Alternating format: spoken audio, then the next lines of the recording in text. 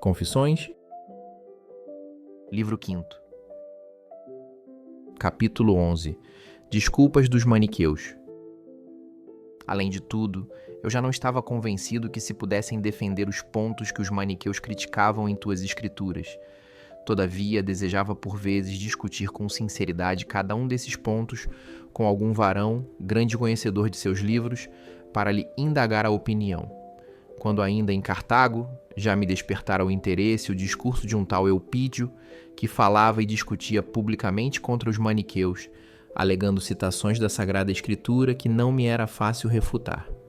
Por sua vez, as respostas dos maniqueus me pareciam fracas, e mesmo assim não as expunham em público, mas somente entre nós e muito em segredo, alegando que as Escrituras do Novo Testamento haviam sido falsificadas por não sei quem, com o intuito de mesclar a lei dos judeus com a fé cristã. Por isso eles próprios não podiam mostrar nenhum exemplar sem ser apócrifo. Mas o que principalmente me mantinha cativo e como que sufocado eram as tais substâncias que pareciam oprimir-me e debaixo de cujo peso arquejante me era impossível respirar a atmosfera pura e simples de tua verdade. Capítulo 12. Os estudantes de Roma. Com toda diligência, comecei a pôr em prática a tarefa que me levara a Roma, ensinar a arte retórica, e comecei por reunir alguns estudantes em casa para me tornar conhecido deles, e por seu intermédio, dos demais. Mas logo vim a saber, com surpresa, que os estudantes de Roma praticavam outras artimanhas, que eu não havia experimentado na África, se bem era verdade, como me haviam assegurado, que em Roma não ocorriam as mesmas violências dos jovens corrompidos de Cartago.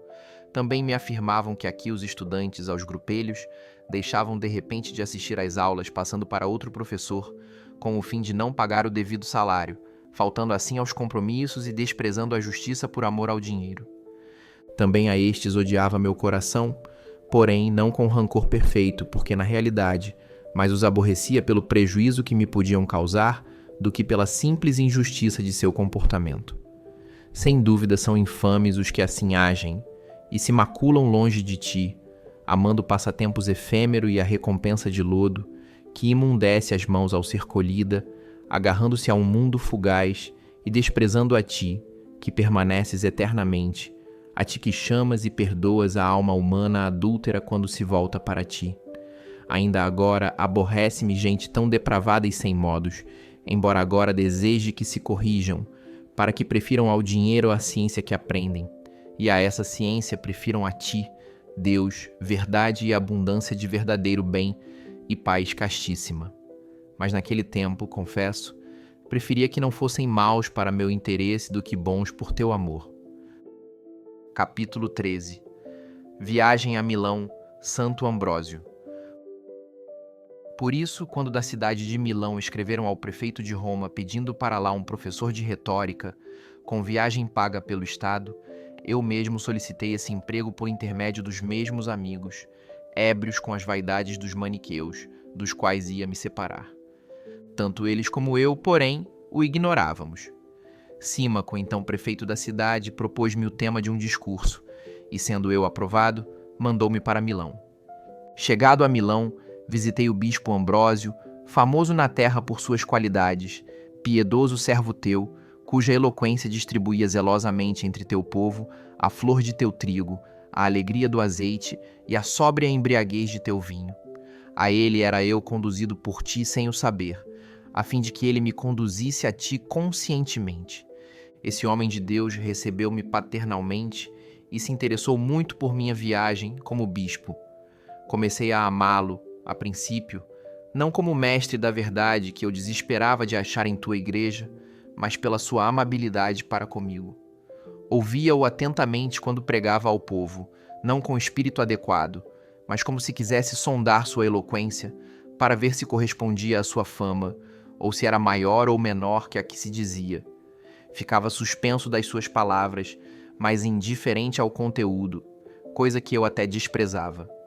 Deleitava-me com a suavidade dos sermões, os quais, embora mais eruditos que os de Fausto, eram, contudo, menos alegres e envolventes no estilo.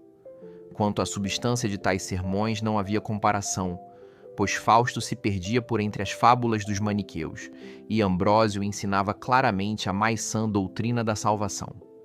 Mas a salvação anda longe dos pecadores, tal como eu era então.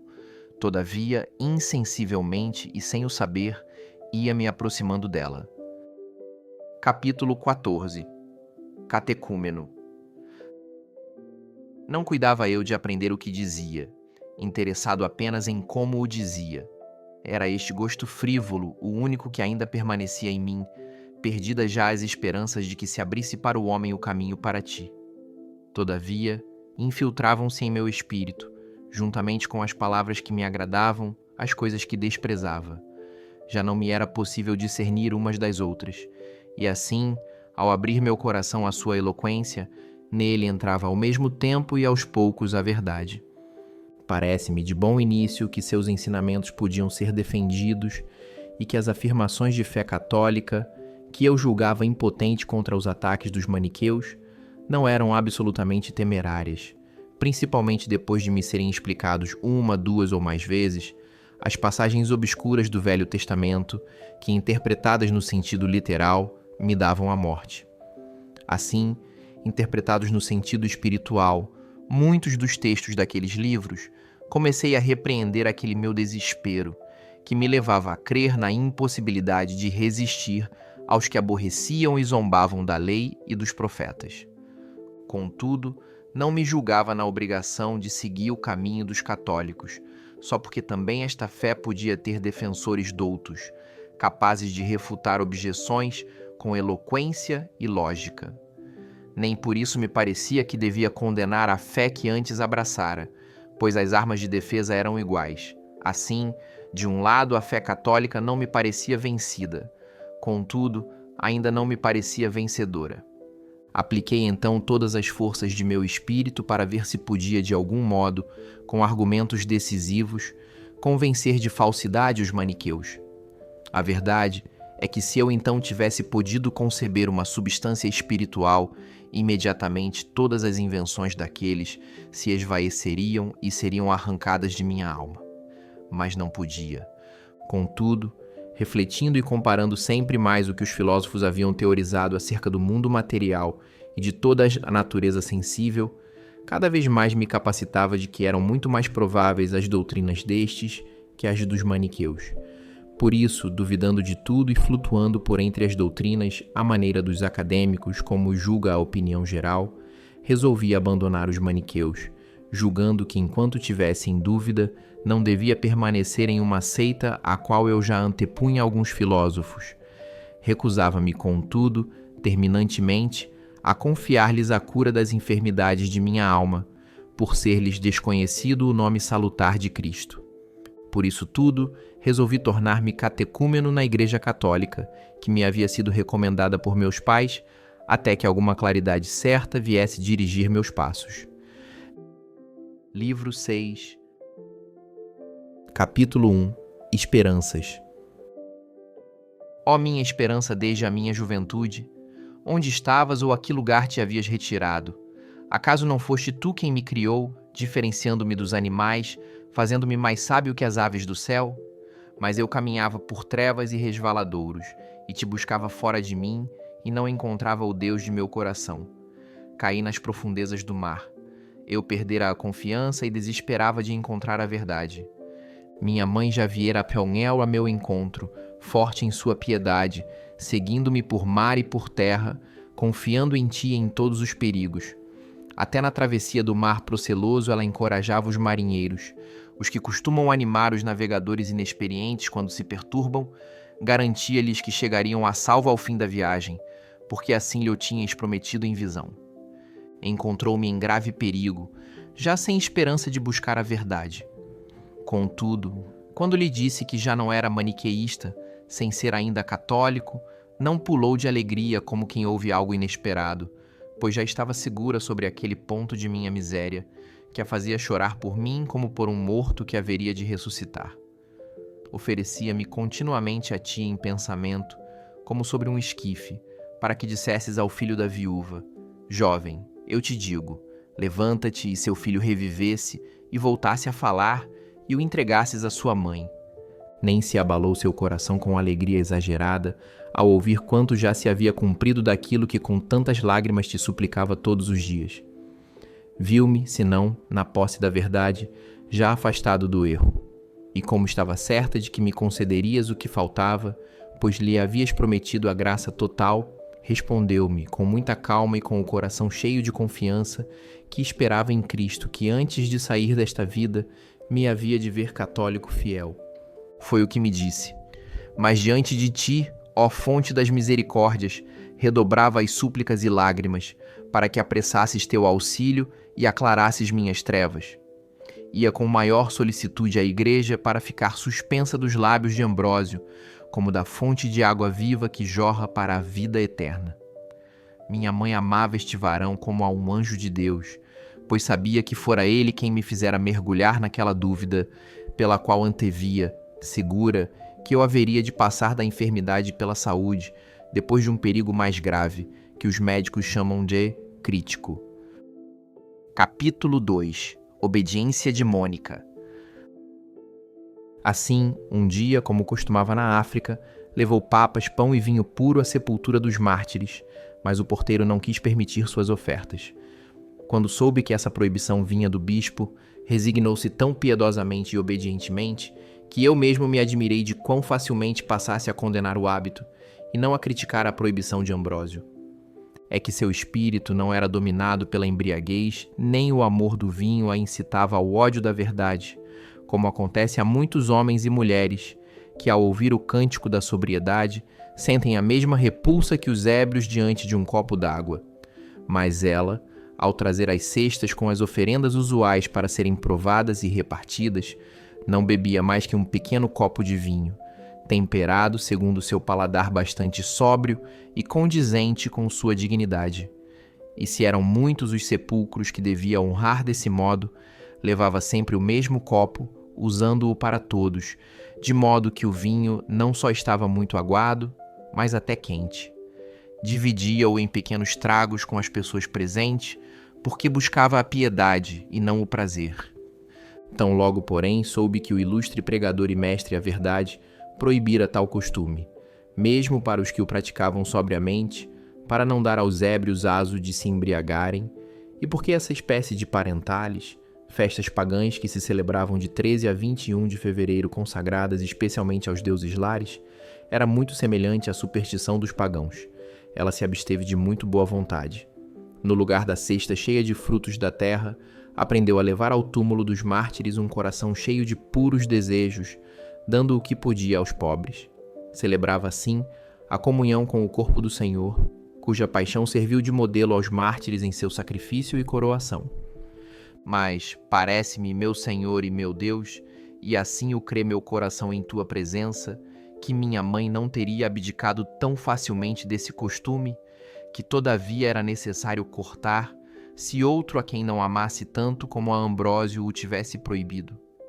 De fato, ela o estimava muito por ter me salvado, e ele a tinha em grande estima pela religiosidade e solicitude com que frequentava a igreja, na prática das boas obras. Por isso, muitas vezes, quando me encontrava com ele, irrompia em louvores à minha mãe e me felicitava por ser seu filho. Ignorava o filho que ela tinha em mim, filho que duvidava de tudo e julgava impossível achar o caminho da vida. Capítulo 3. Primeiras conquistas. Na oração eu ainda não implorava o teu socorro, mas meu espírito achava-se ocupado em investigar e inquieto por discutir. Considerava ao próprio Ambrósio como um homem feliz aos olhos do mundo, vendo-o tão honrado pelas mais altas autoridades. Somente seu celibato me parecia difícil, mas eu não podia aquilatar, por nunca as ter experimentado, as esperanças que o animavam, nem a luta que tinha de travar contra as tentações de sua alta posição. Nem conhecia os consolos na adversidade, nem os saborosos deleites do interior do seu coração quando ruminava teu alimento. Ele, por sua vez, desconhecia minha inquietação e o abismo em que estava para cair, porque não lhe podia perguntar como desejava, o que queria. Uma multidão de homens de negócios, a quem ele acudia nas dificuldades, impediam-me de o ouvir ou de lhe falar. No bem pouco tempo que lhe deixavam livre, dedicava-se a reparar as forças do corpo com o alimento necessário, ou as do espírito com a leitura. Quando lia, seus olhos percorriam as páginas e seu espírito penetrava-lhes o sentido, mas sua voz e sua língua repousavam. Muitas vezes, estando eu presente, pois ninguém estava proibido de entrar, nem era costume anunciar quem se apresentava, vi-o ler em silêncio e nunca de outra maneira. E ali ficava eu por muito tempo calado, pois quem se atreveria a molestar um homem tão atento? E por fim me afastava. Conjeturava eu que nos curtos momentos que encontrava para repousar o espírito, livre do tumulto dos negócios alheios, não queria que o ocupassem com outra coisa. Lia em silêncio. Era comum naqueles tempos ler em voz alta tanto pela dificuldade dos textos como pela escassez dos livros muitas vezes lidos em comum. Talvez para evitar que algum ouvinte, suspenso e atento à leitura, encontrando alguma passagem obscura, pedisse explicações ou o obrigasse a dissertar sobre questões difíceis. Gastaria o tempo em tais coisas, e impedido de ler todos os livros que desejava, embora fosse mais provável que lesse em silêncio para poupar a voz que facilmente lhe enrouquecia. Em todo caso, qualquer que fosse sua intenção, só poderia ser boa em um homem como ele. O certo é que não se apresentava nenhum ensejo para interrogar a teu santo oráculo que habitava em seu coração sobre o que desejava, exceto quando lhe ouvia uma breve resposta, e minhas inquietudes pediam muito tempo e vagar para consultá-lo, o que nunca encontrava. Ouvia-o, é certo, explicar perfeitamente ao povo a palavra da verdade todos os domingos, persuadindo-me sempre mais de que podiam ser desatados todos os nós das calúnias sagazes que aqueles que me enganavam teciam contra os livros sagrados. Logo verifiquei que vossos filhos espirituais, a quem regeneraste no seio da Santo Mãe, a Igreja, não interpretavam aquelas palavras: fizeste o homem à sua imagem, de modo a acreditar que estavas encerrado na forma do corpo humano, e embora eu então não soubesse, nem sequer suspeitasse de longe o que fosse substância espiritual, alegrei-me com isso, envergonhando-me por ter ladrado durante tantos anos, não contra a fé católica, mas contra invenções de minha inteligência carnal.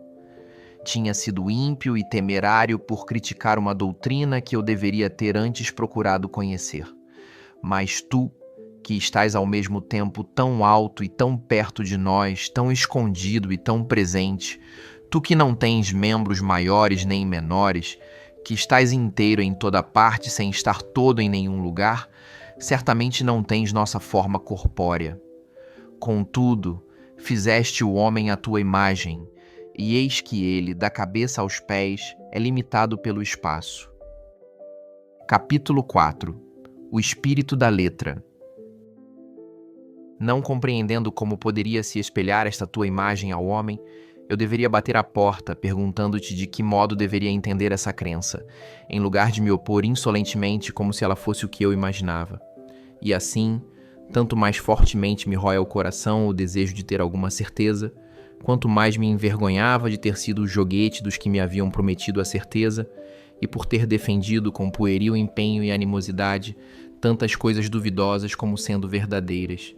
Depois, vi a razão por que eram falsas, mas já estava então certo de que elas eram duvidosas, embora as tivesse julgado irrefutáveis por algum tempo, quando, com minhas cegas discussões, combati a tua Igreja Católica.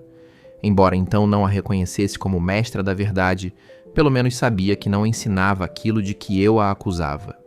Daí minha confusão e a conversão que se operava em meu pensamento, ó meu Deus, vendo que tua Igreja única, corpo de teu Filho único, na qual ainda menino me ensinaram o nome de Sisto, não gostava de bagatelas infantis, regozijava-me que em sua doutrina sadia nada havia que te representasse, a ti, Criador de todas as coisas, circunscrito numa forma e num espaço que, embora amplo, seria contudo limitado.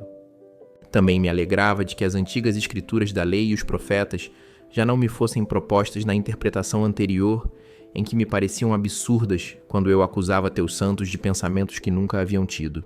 Alegrava-me ouvir a Ambrósio dizer muitas vezes em seus sermões ao povo, recomendando com muito zelo a verdade: a letra mata e o espírito vivifica. e levantando o véu místico, revelava-me o significado espiritual de passagens que, segundo a letra, pareciam ensinar um erro. Nada dizia que me chocasse, embora eu ainda ignorasse se ele dizia a verdade. Abstinha-se meu coração de aderir a qualquer doutrina, temendo cair em um precipício. Mas esta suspensão matava-me muito mais, porque queria estar tão certo das coisas que não via como estava, de que 7 e 3 são 10. Eu não estava tão louco para pensar que a inteligência alcançaria tal evidência, mas, assim como entendia isso, queria entender igualmente as outras verdades, quer fossem materiais, que não tinha presentes a meus sentidos, quer espirituais, nas quais não sabia pensar senão de modo material. É verdade que poderia sarar pela crença, e assim, purificado pela fé o olhar de meu espírito, pudesse dirigir-se de algum modo à tua verdade, sempre imutável e indefectível. Mas como só ia acontecer a quem caiu nas mãos de um médico ruim, e que depois receia as mãos de um bom, assim me sucedia quanto à saúde de minha alma que, não podendo sarar senão pela fé, recusava-se a sarar por temor de crer novamente em falsidades. Minha alma resistia às tuas mãos, ó meu Deus, que preparaste o remédio da fé e o derramaste sobre as enfermidades da terra, dando-lhe tanta autoridade e eficácia. Capítulo 5. Os mistérios da Bíblia. Desde esse tempo, recaía minha preferência na doutrina católica, porque ajuizava que nela houvesse mais modéstia e não mentira ao impor a crença no que não era demonstrado, quer porque, mesmo havendo provas, estas não fossem acessíveis a todos, quer porque não existissem. Diferente do que ocorria entre os maniqueus, que desprezavam a fé e prometiam com temerária arrogância a ciência, para depois nos obrigarem a acreditar em uma infinidade de fábulas completamente absurdas e impossíveis de demonstrar. Depois, com suavidade e misericórdia, começaste, Senhor, a cuidar e a preparar aos poucos o meu coração, e foi aceitando tudo o que eu acreditava sem o ter visto, e a cuja realização não presenciara. Tantos fatos da história dos povos, tantas notícias sobre lugares e cidades que não vira, tudo o que aceitava acreditando em amigos, em médicos e em outras pessoas que, se não as acreditássemos, não poderíamos dar um passo na vida. E, sobretudo, que fé inabalável eu tinha em ser filho de meus pais, coisa que não poderia saber sem prestar fé no que ouvia.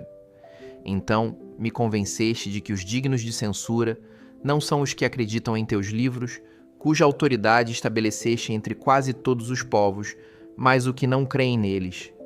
E eu não devia dar ouvidos ao que talvez me dissessem: como sabes que esses livros foram dados aos homens pelo Espírito de Deus, único e verdadeiro?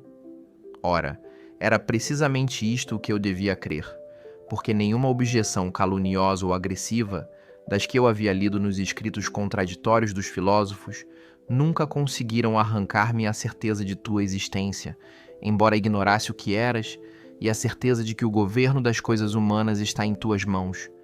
Eu acreditava nisso, ora mais fortemente, ora mais frouxamente. Mas em tua existência e que cuidava do gênero humano, sempre acreditei, embora ignorasse a natureza, ou qual o caminho que nos conduz ou reconduz a ti. Por isso, persuadido de nossa impotência para achar a verdade só por meio da razão, e que para isso nos é necessária a autoridade das Sagradas Escrituras, comecei a crer que nunca terias conferido tão soberana autoridade a essas Escrituras em todo o mundo, se não quiséssemos que crêssemos e te buscássemos por elas. Sobre os mistérios em que costumava tropeçar e que ouvira explicar muitas vezes de modo aceitável, eu os atribuía à sua profundidade, parecendo-me a autoridade das Escrituras tanto mais venerável e digna da fé sacrossanta, quando de leitura fácil para todos. E ela reserva, porém, a uma percepção mais aguda a majestade de seu mistério.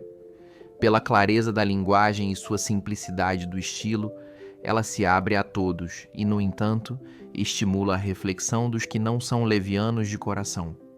Recebe a todos em seu vasto seio, mas não deixa ir a ti, por caminhos estreitos, senão um pequeno número, muito mais, porém, do que seriam se ela não tivesse essa elevada autoridade e não atraísse as turbas do regaço de sua santa humildade. Pensava eu nessas coisas e me assistias, suspirava e me ouvias, vacilava e me governavas, seguia pela via larga do mundo e não me abandonavas.